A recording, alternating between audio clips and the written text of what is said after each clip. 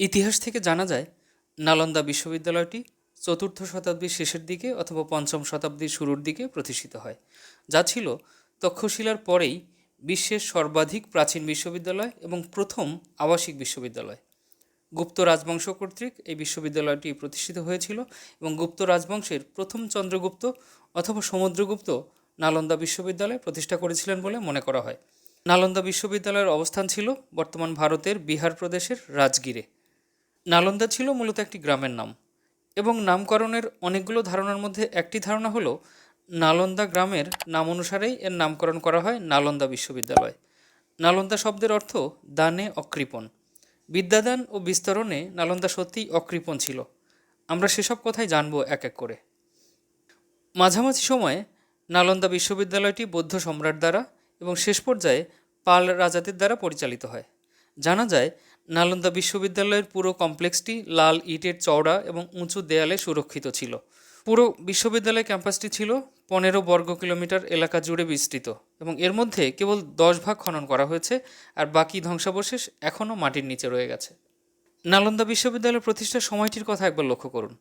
420-30 সালের দিকে প্রায় 10,000 ছাত্র এবং 2,000 শিক্ষক নিয়ে সুপ্রতিষ্ঠিত। নালন্দা বিশ্ববিদ্যালয়ের সর্বাধিক আলোচিত এবং চিত্তাকর্ষক ভবনটি ছিল এর লাইব্রেরি। হাজার হাজার পবিত্র এবং বিরল শাস্ত্রের জন্য গ্রন্থাগারটি নিজেই একটি বিশাল কমপ্লেক্স হিসেবে ব্যবহৃত হতো। একটি লাইব্রেরির বিল্ডিং ছিল 9 তলা উঁচু।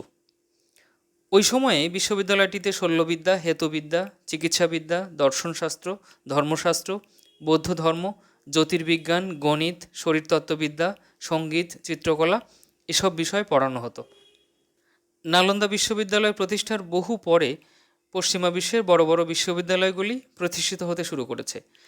কায়রোতে আল আজহার ইউনিভার্সিটি প্রতিষ্ঠিত হয় 972 সালে, যা নালন্দা প্রতিষ্ঠার প্রায় 550 বছর পর।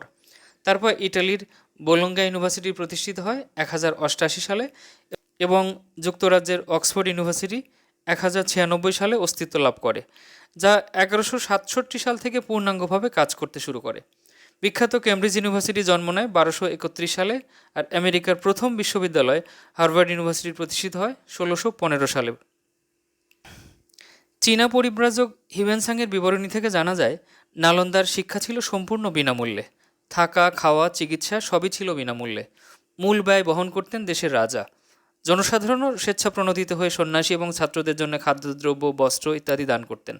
ভর্তি প্রক্রিয়া ছিল অত্যন্ত প্রতিযোগিতাপূর্ণ, কারণ দেশি বিদেশি বহু শিক্ষার্থীর স্বপ্ন ছিল নালন্দায় পড়াশোনা করার। হিউয়েনসাং লিখেছেন, foreign students came to the establishment to put an end to that doubts and then became celebrated. নালন্দায় পড়াশোনা অনেক বেশি শ্রুতি নির্ভর ছিল এবং শিক্ষার্থীদের চিন্তার জগৎকে প্রসারিত করাই ছিল তার উদ্দেশ্য।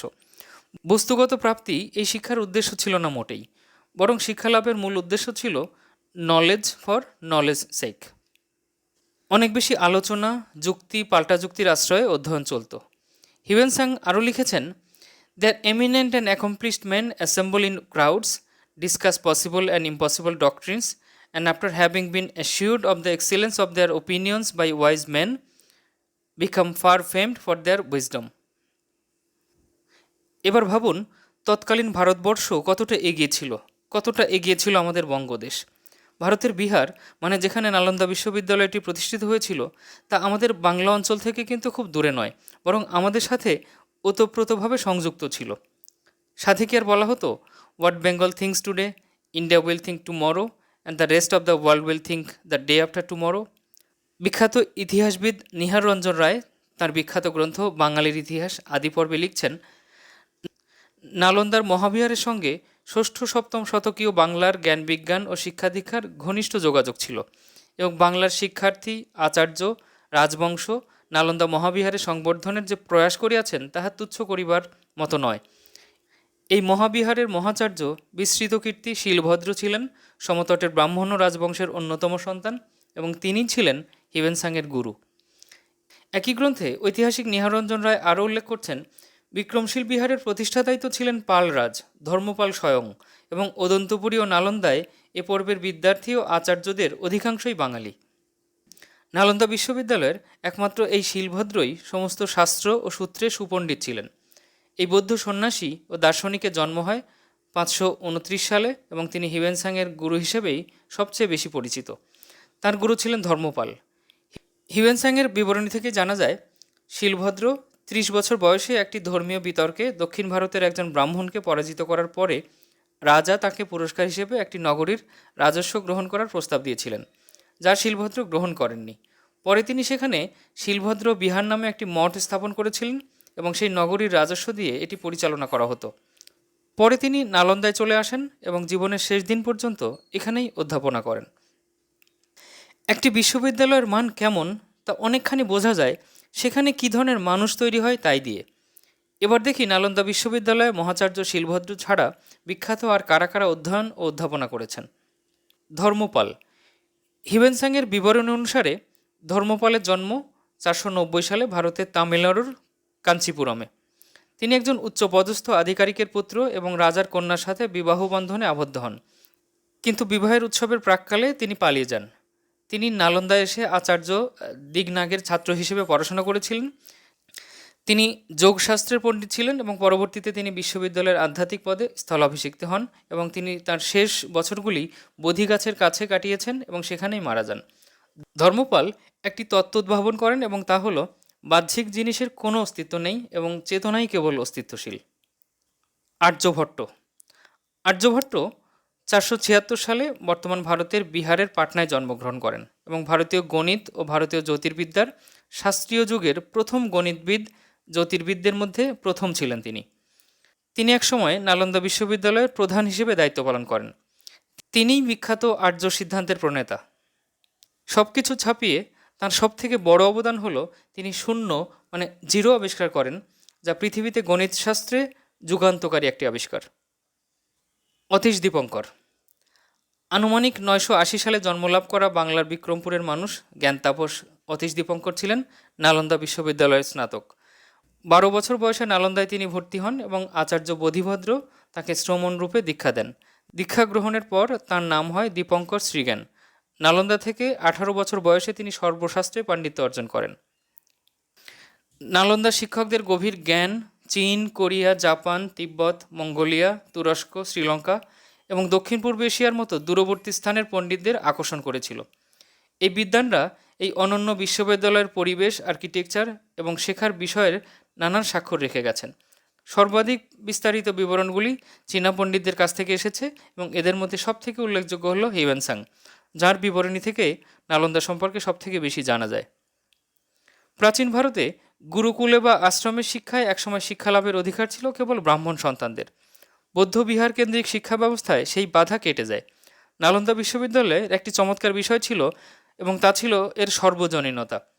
ঐতিহাসিক রাধা কুমুদ মুখোপাধ্যায় তার এনশিয়েন্ট ইন্ডিয়ান এডুকেশন গ্রন্থে লিখছেন, the monks at Nalanda were not a homogeneous community.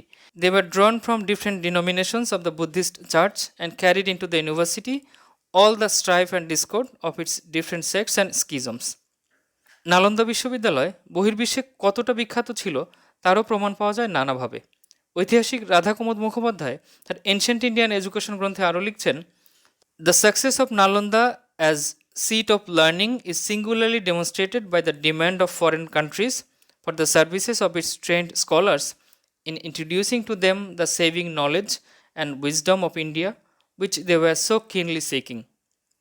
Nalanda বিশ্ববিদ্যালয় ধ্বংসের ইতিহাস।